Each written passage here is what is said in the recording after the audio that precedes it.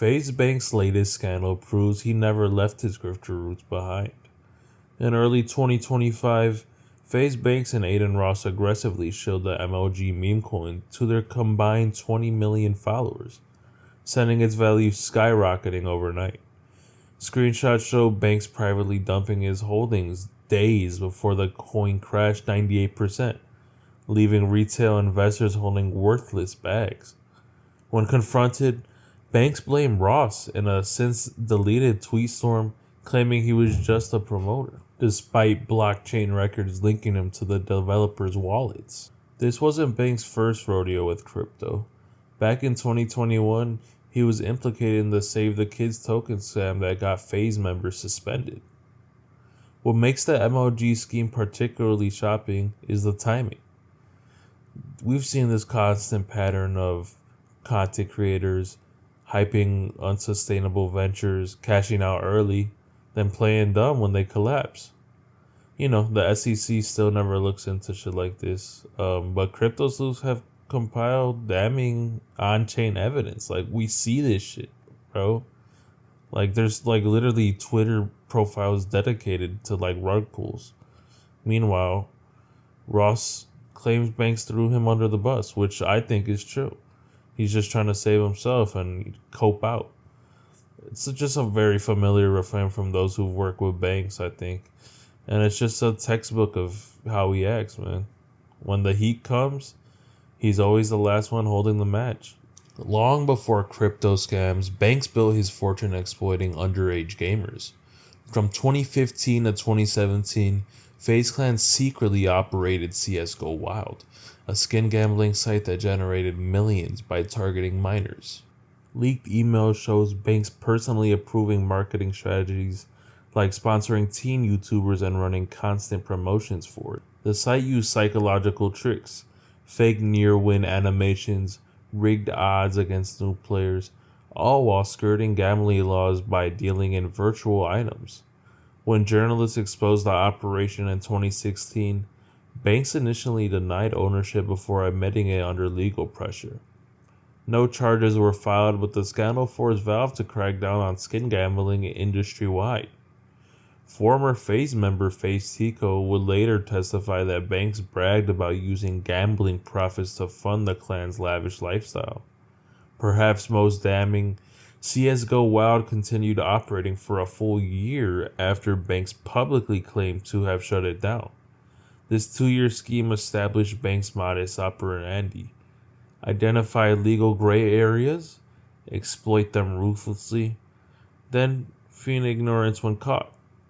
The FTC eventually fined FaZe Clan, but by then, Banks had already moved on to his next grift.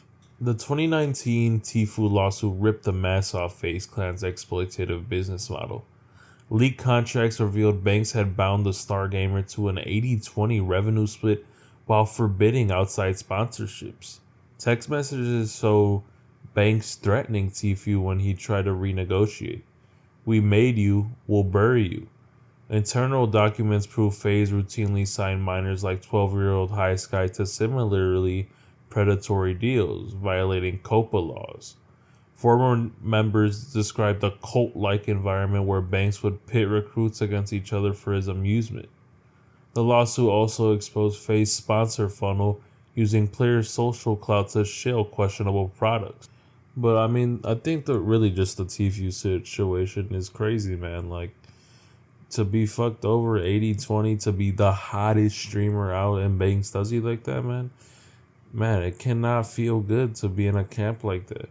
And I've seen how he acts, man. He seems very greedy. I could be totally wrong, man, but I think the perception in the community is that Banks is an amazing guy, and maybe he is, man, but some of the shit he's done is fishy, and there's no passing that. The guys from Boston, them East Coast motherfuckers be slimy as hell. Y'all just gotta be watching out for him and shit, man. And y'all also, I don't want to make this video too long because Banks has always been sus.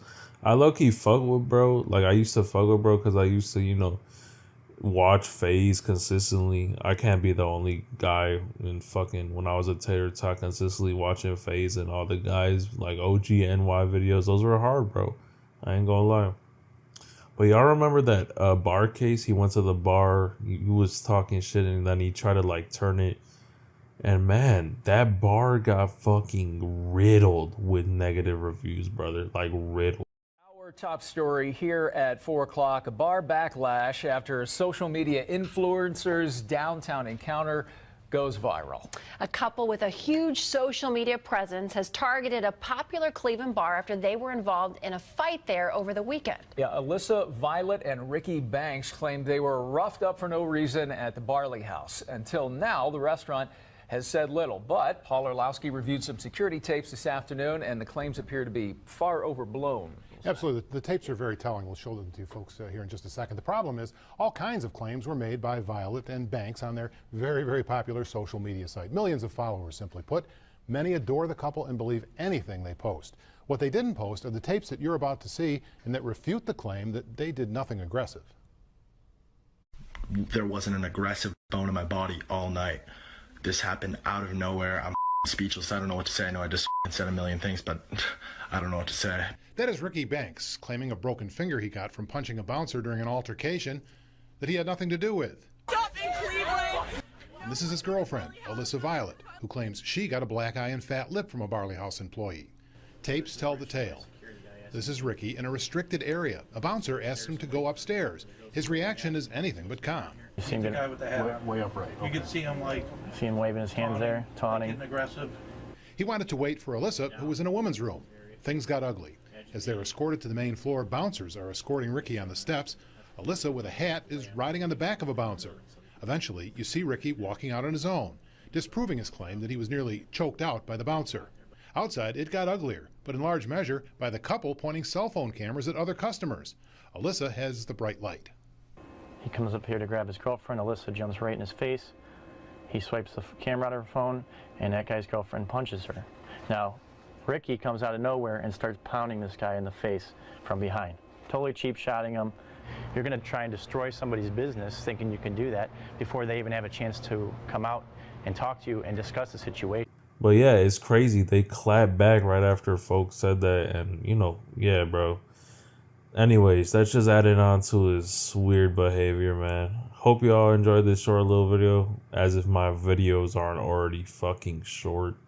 I've been trying to talk more, not sound so robotic, because I feel like when I do write scripts, I do sound robotic, but sometimes I'll be wanting to talk my shit like when after reading my script.